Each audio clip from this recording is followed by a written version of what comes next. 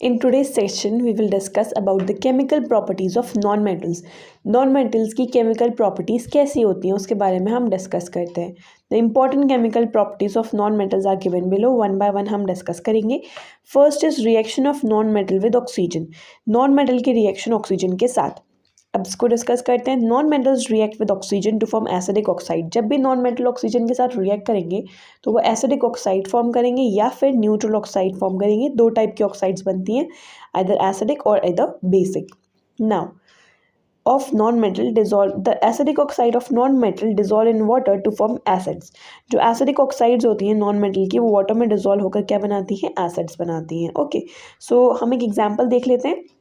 जैसे non metal में example आ जाते हैं कार्बन, सल्फर.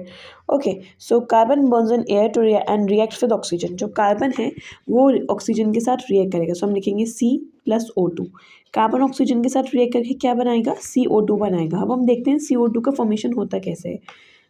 C है और O है. कार्बन की वैलेंसी 4 होती है, ऑक्सीजन की 2 होती है.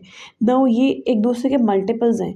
सो 2 1 is 2, 2 2 is what, it is 4. सो क्या बचा हमारे पास, C की हमने किससे क्रॉसिंग कराई, 1 बचा यहाँ पे, 1 से कराई, और O की हमने 2 से कराई. तो क्या हुआ, C 1 बचा तो C और O की 2 से हो रही है, so it will be O2.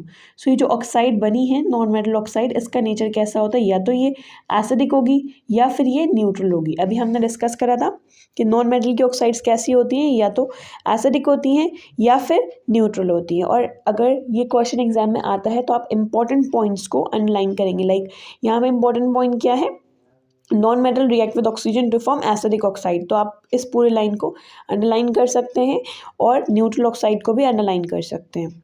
Okay.